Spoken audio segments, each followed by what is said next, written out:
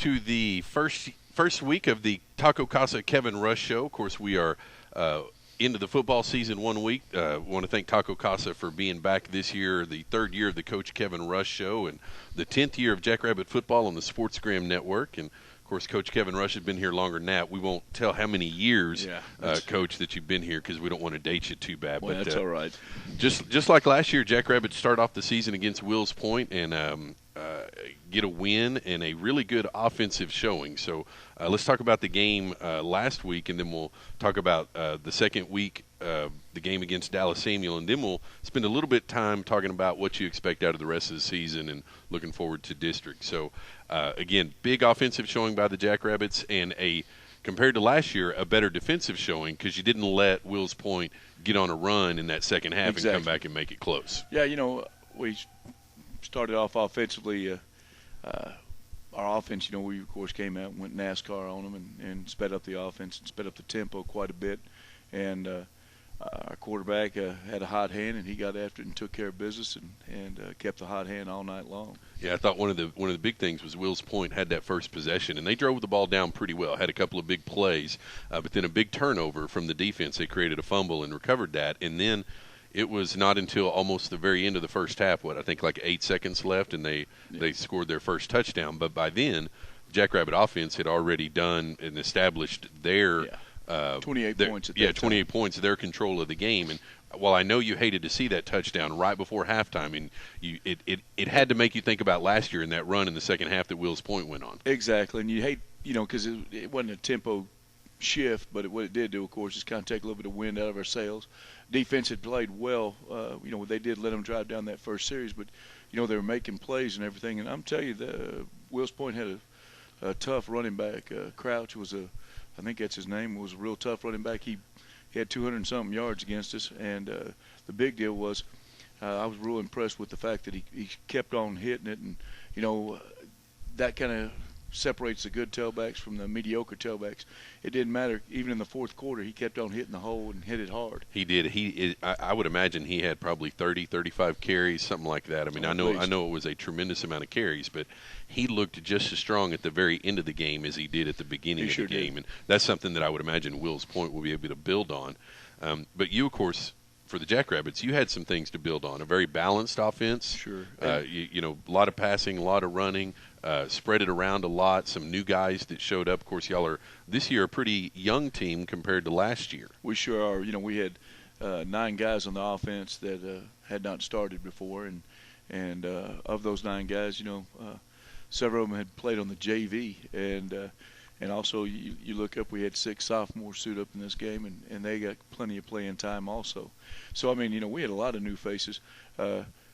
There was very few bodies that had actually had varsity playing time, and there was only 5 guys total that had started in a varsity football game. That's offensively and defensively. 5 guys. 5 guys with varsity experience. And, wow. And you go into a game like that, and you're worried about that the whole time, and because it's a lot different on Friday night than it is on Thursday night. And those kids came out, and we did a good job. I thought that the coaching staff did of preparing them and talking about that a little bit, and getting their minds right for it.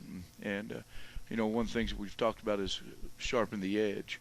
And our edge is, the winning edge that we're trying to establish and everything, and get that edge back.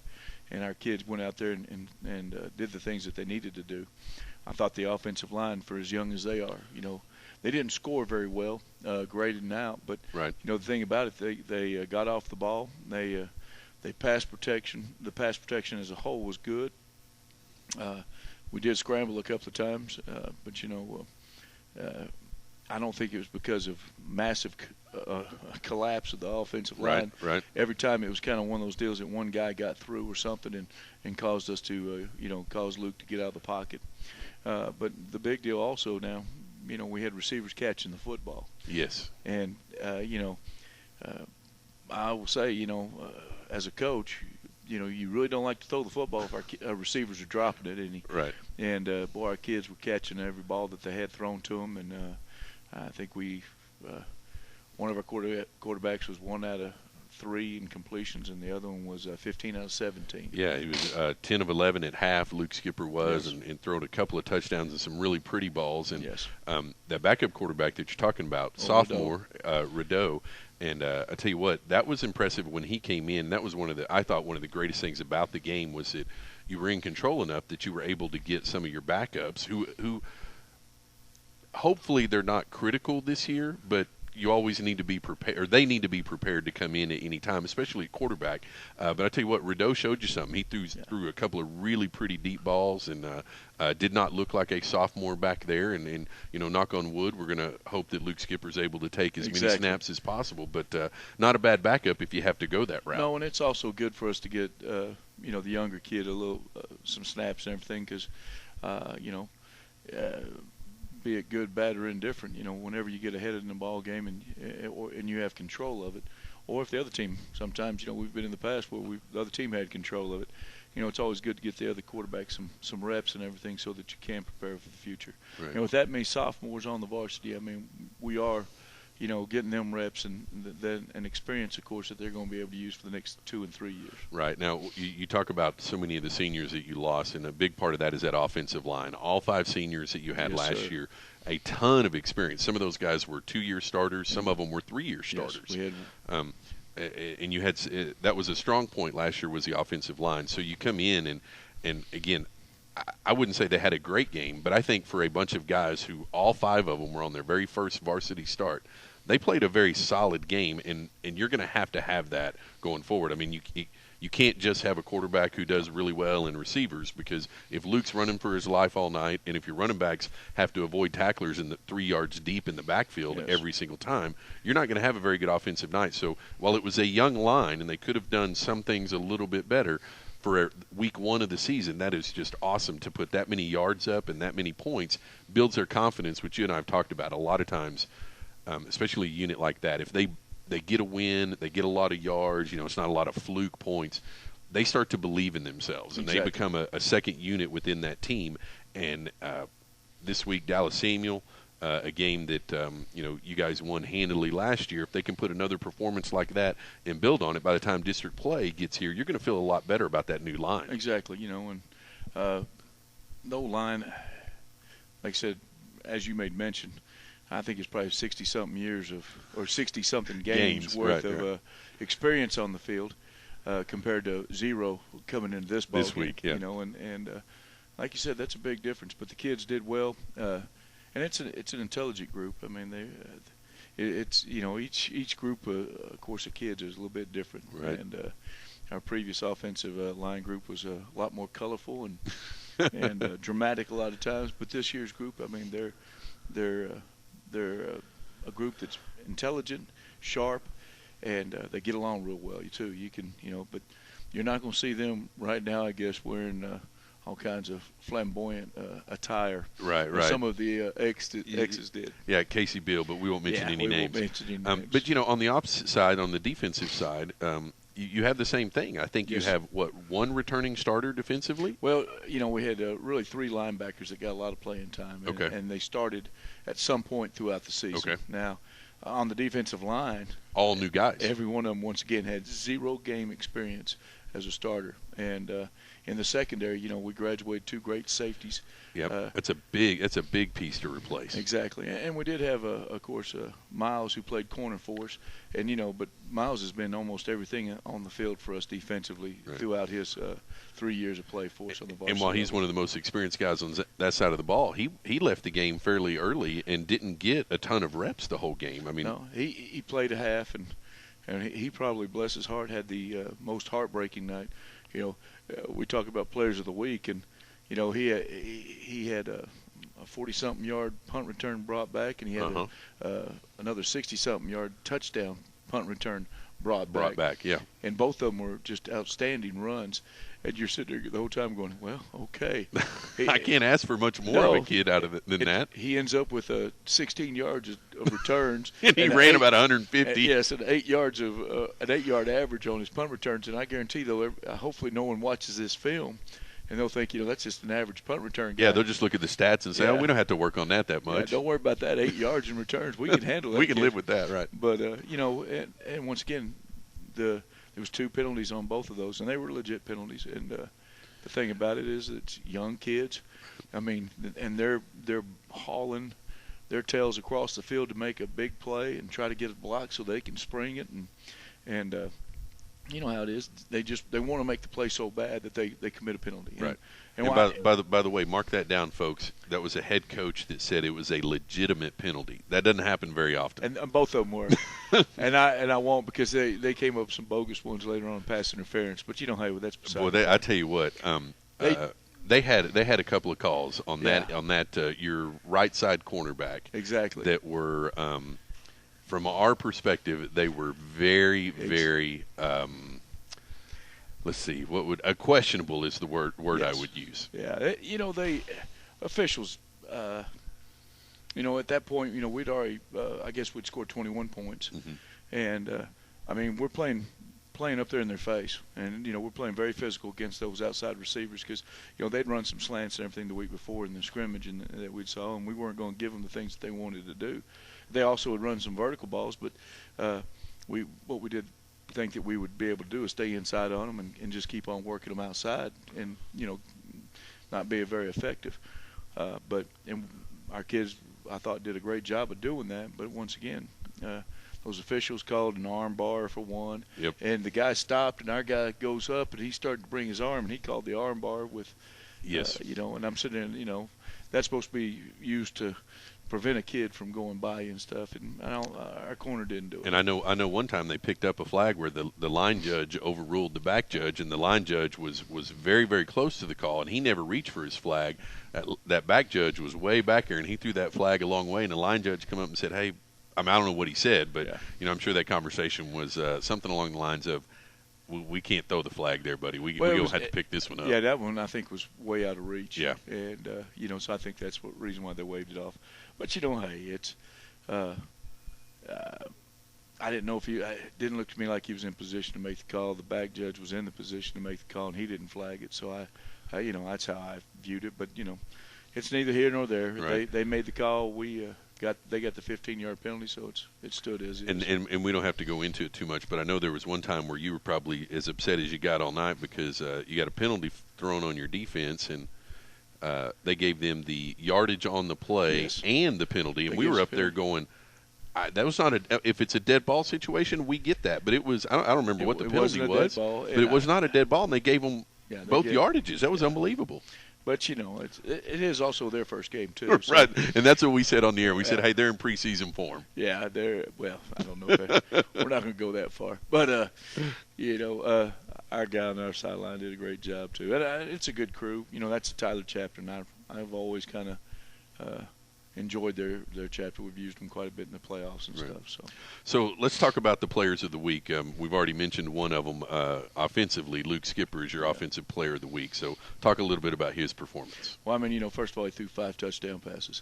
Anytime a quarterback can throw 5 touchdown passes in one ball game, that's pretty special. And then he ran for one, so he accounted directly for 36 points by himself. Exactly. And plus his quarterback rating was out of this world, and but he was, correct me if I'm wrong, 14 out of 17 at the end. I think it was 15 out of 17. He only missed 2 or 3. That was it. Yeah, and and Luke was in good form too. And he gets our offense going and everything. And when he gets his rhythm going and they're throwing the football and running the football like we did, and like you said, I think the offensive staff, Brad and them, did a great job of mixing up the play calls and getting the ball moved around to different people. Right. We also had 3 sophomores that carried the pill. I've been here for a long time, and I can't remember any other time that we had 3 sophomore tailbacks touching the ball, and 2 of them scored touchdowns. Yeah. So, that's the other part of it. You're sitting there; it's pretty amazing. And but once again, it's not possible without those juniors and senior offensive linemen that did a great job for him. Right. So defensively, I think you had a standout player. And, yes, we did. He actually, the great thing about it was he did not only contributed on the defensive side of the ball, but he also contributed on the offensive side of the ball. So I think that's Jalen Hutchins. Yes. And talk a little bit about his all-around game that he had. He had a great game for a sophomore coming in, first varsity start. under the lights for the first time, big time, and Jalen was a big time player for us at Friday. And for those of you that don't know, Jalen, I mean, incredibly important position at nose tackle. I mean, he's right there in the middle. You're counting on him to clog up those holes, and he was making tackles all over the field. He had 12 solo tackles. No, he had 12 tackles. 7 of them were solo. Okay. 2 for losses. Right. And on all those, I mean, and once again, that nose guard position, he's so quick and strong that he can get through a lot and cause a lot of havoc. And we also, Coach Abshire does slide him outside to a 3 technique, and he'll right. play him on the edge. He's also moving outside to a 5 and kind of give him a little experience there. He's moving Jalen around. He's really moving all those defensive linemen around, and he's getting a lot of good rotation with those guys. I mean, I guarantee you, I think he played 7 different defensive tackles, TNT combinations. Wow. So I mean, he did a great job of rolling those guys in and getting them experience that they need. Also, keeps them fresh. Gives the Exactly. opposing coaches something else to think about if they're looking at that film. They're not just saying, "Hey, you got a key on number 45." I mean, you got to look right. at all those guys. You can't just try to shut down 33 because he's got 2 other compadres that are going to be after him too. So Jalen also had 2 fumble recoveries. He had 2 fumble recoveries. One of them was a scoop and a score for a 97-yard touchdown.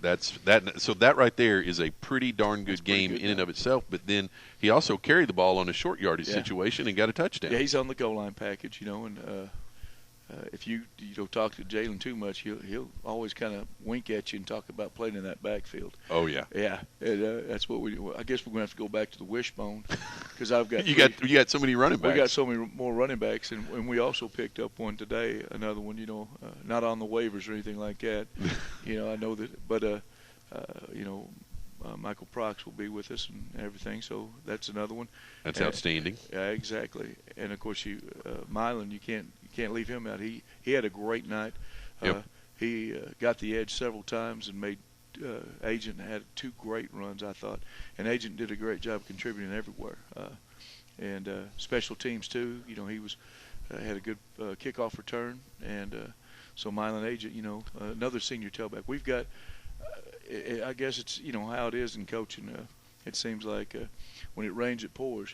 Yep. We've got just a whole slew of tailbacks, and previously I think there's been a couple of years that in the last 5 or 6 that we only had maybe 1 or 2. Right. And we had to make do with receivers playing tailbacks and stuff like that. But now we've got a whole slew of them, and that is a good problem to have. Yes. I won't quite call it an embarrassment of riches because it's not quite that, but it's a good problem to have. No, it's a good problem, and like I said, we got to utilize them on returns, and I mean I expect big things from our special teams and everything because of the athletes that we have at those positions. Right. It's kind of some of the things that maybe. Some of the problems that West Mesquite and Poteet have had over the years. Yes, exactly. So, special teams player of the week. Well, of course, Drew Coleman got his first start as our field goal and PAT kicker, right. And he was 8 for 8 on PATs. He was perfect. Had a real good night kicking PATs. He attempted 1 field goal, it was a 42-yarder, and we were up pretty good on him at that time, and I wanted to go out there and get him a shot at a field goal, and it was a good one. He was kicking well before the game and everything, so I thought he had a little bit of a tail breeze behind him, and we were going to get him in there. But we didn't quite get the ball on the tee, and he kicked it. I want to say probably with about an inch to right go on as it was coming down.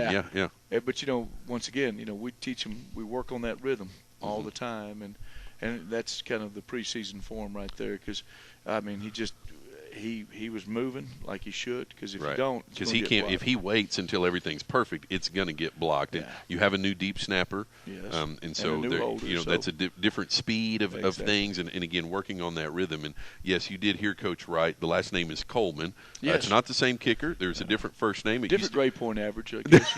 Yeah, used to be Rhett Coleman, Yeah. but now it's Drew Coleman, and still a smart kid. But Rhett was. I think he ended up being valedictorian. He was, didn't he, last year? Yeah, so he sure was.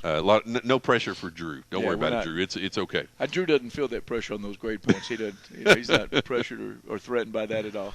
But Drew had a good game kicking for us, and we expect him to do some big things for us. Well, very, very good. Well, it was a good, solid first win, first week performance. But now, of course, you're already prepping. It's Tuesday night. You're prepping for Samuell. Samuell comes here to City Bank. Next 2 games are at home. Samuell and then Homecoming next week. Homecoming against Fort Worth Eastern Hills. So, Yeah. again, nice to get that first win on the road. Then you come back home to the friendly confines of Citibank Stadium. So what do we have to look forward to with Dallas Samuel Well, this week? Samuel's got some talented kids. The quarterback and tailback are both back from last year, and they sputtered at first, but then they got it kind of a rhythm going there for a while, and then of course we were able to come back and shut them pretty much down. They also of course were in very good shape. They got a big win last week, 25-7. Can make a big difference for a team like that. They go out and get that first win, and they start believing that, Yes. hey, this is not going to be the same kind of season as last year, and that's a big deal for kids. Well, and there's a reason why they scored that many points too. The quarterback and tailback Are good. and he's got two good receivers too. That I think that we'll have to do like we did last week. We're going to get in their face some, and we're going to challenge them a little bit and make sure we take care of it that way. We're going to try to put a lot of pressure, I think, on the quarterback. I know Coach Abshire, he likes to bring pressure on his quarterbacks and attack. It's not necessarily their weakest link, but their offensive line, I think, is not as quick as our defensive line. And so we're going to utilize our speed to try to get after them a little bit. Well, and especially if you have that many combinations of TNT that you can throw at them. As you said, good rotation keeps Keep the them guys fresh. fresh. And then Yeah. if that's what your game plan is to put that pressure from that front 3 or 4, Exactly. wow, that's a good problem to have. Yeah. So, of course, that game will be at 7:30 at Citibank Stadium this Friday night. So come on out and see the 2015 edition of the Jackrabbits. So let's spend just a little bit of time, Coach, talking about district play. It's a couple of weeks off, and don't want to get too far ahead of ourselves. Yeah. But as the predictions for the season play out, and I've looked at a lot of those. Some folks have Jackrabbits 4th, some folks have Jackrabbits 5th. But as usual in this district, you've got some big hitters at the top in Poteet and West Mesquite and Heath by different rankings and so forth. You've got all 3 of those that are in the top, say 13 or 14 Yes. in the area. So I mean that's pretty daunting. And then you have Terrell, who had a great last couple of years, and they got a win this week win. as well. And so they're going to be tough. So it's going to be a real battle to make the playoffs this year. Well, it's always going to be a battle. Poteet, they've got a great program going. It's something that they've kind of kept going after Randy Jackson left, and Cody Graves has done a great job with them, and he's kept them doing the things that they need to do. Right. And but then you look at West Mesquite. They've had some talent that they've graduated. They graduated quite a bit of talent. And, Yeah. they've got a new quarterback, and he's a sophomore, and he's got great skills. We saw him last year and barely beat them on the freshman level when he was the freshman quarterback over there. And he's got some great skills, and he's got some good skilled people with him. But he's a sophomore, and so he's Maybe you can take advantage of that. yeah, exactly. No, it's really kind of a young quarterback district because North Forney has a sophomore starting for them, and so they've and they had they came up a little bit short on a win, but they had an opportunity to win that. That was a game they definitely could have won. Yes, exactly, and it was 20-13, and they had a shot to win at the end and stuff, and so they're going to probably build up some momentum with that, but in Terrell, gosh, I went and watched them in their scrimmage there. The quarterback graduated last year, but they've replaced with another quarterback that can run, and that has given us some problems. And you got that running back over there, Dewanye Tucker, who Yes. you've seen more than you'd like to see him graduate, wouldn't you? I would have sped him up through the process or something. But that kid's tough, and he's fast, and he can see the hole real quick, Yes. and I know that's going to be something y'all going to have to key on Their this year. defense, though, is that's the one thing that's really impressed me is Terrell's defense. They swarm, and they are very, very. They're not very big, but they're very fast, and they get a quick read, and they go to the football as fast as they can. And Royce City, I think, is an improved team. It didn't show much with their last week ball game, but they played a good ball club from East Texas Marshall, and but I think that they're improved. And if you looked at South Garland, I think they got beat by 10 against Berkner, which is a 6A school, and Yeah, I think that was an impressive performance It really because was. I mean it's tough to play a 6A school and to play with them that close. and they ran the ball. Yes, Yeah, there wasn't a bunch of fumbles and turnovers. I mean, that was just some power football. I heard they came out, from what everybody talked about, is they came out in the second half a little sluggish, and that's what cost them. I mean, because, they were clicking, they said, at the first, and then in the second half, third quarter, start of it, they came out a little bit sluggish, and Berkner took advantage of it and got the job done that way. Right. Well, ought to be an interesting season. Certainly, things do not always play out the way people expected them to. A couple of bounces here and there. Somebody gets injured. And of course, you never hope for injuries for anybody, but those things happen. They're inevitable, and it'll be very interesting to see. I would venture to say that third and fourth playoff spot very well may come down to that last week. Have to be doing a little bit of scoreboard watching on the broadcast and see who's where, and but that's what this district has been for a couple of years. That should be no surprise. So ought to be a fun and interesting year. And again, we want to thank Taco Casa for stepping up and being the sponsor for the show once again this year. And we'll be bringing you the Coach Rush Show every week. We'll put it up on the SportsGram Network, and then we will also replay it at halftime of the Friday night broadcast. So appreciate you sticking around a little bit later than everybody else. And I certainly look forward to visiting with you every week. And we appreciate all of you that listen, and we'll talk to you next week. Thank you.